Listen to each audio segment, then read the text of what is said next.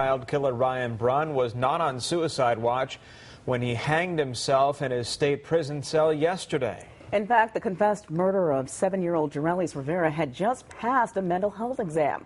Fox 5's Doug Evans has been talking with officers and Brunn's attorneys. He is live at the state medical examiner's office where the autopsy was done today.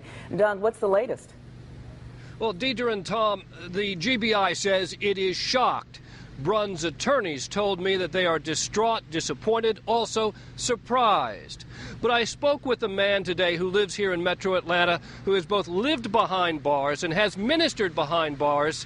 He's not so surprised. Suicide is not uncommon in prison. I have seen a lot of despondent inmates, yes, sir. Jason Pierce is a former federal inmate who spent 9 years behind bars on a drug conviction. Well, for some, it can be very depressing. They can feel lonely. They can just feel like they're all alone, and just depending on, what they're going through. Pierce is now a minister and has shared his faith in God with others, both behind bars and outside. He's counseled some inmates convicted of sex crimes, like Ryan Brunn. Where I was at in the federal prison, there are some sex offenders, and based on my experience, I would say that they probably have the hardest time in respect to how they're treated by other inmates and, what they go through maybe mentally or emotionally dealing with what they've done. Are they at risk? In certain situations, they can be at risk. From other inmates? From other inmates, yeah. The Department of Corrections says Ryan Brunn was not put on suicide watch. That's because after an interview with a mental health professional when he first arrived at the State Diagnostic Center in Jackson, it was determined he was not a danger to himself. But after 48 hours in state custody, the child killer had hanged himself in his cell.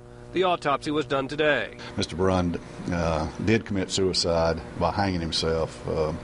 He used a sweatshirt that was issued by the prison system. Both of Brunn's attorneys told Fox 5 News today that Ryan Brunn at no time during the past month and a half in custody appeared suicidal.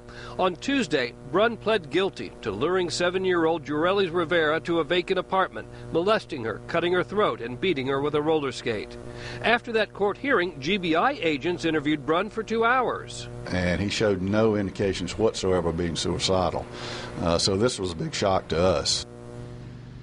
The GBI tells me that they investigate all inmate deaths in state prisons in Georgia. They say they do not know of any other suicide at the Georgia Diagnostic Center there in Jackson. They say it has happened before that inmates under suicide watch have still been able to take their own lives. So they say it doesn't really matter whether Ryan Brunn was under a suicide protection or not. They say it sometimes happens that inmates are successful at achieving suicide anyway. Live at GBI headquarters, Doug Evans, Fox 5 News. A shocking twist to what has been just a horrific case. Thank you, Doug.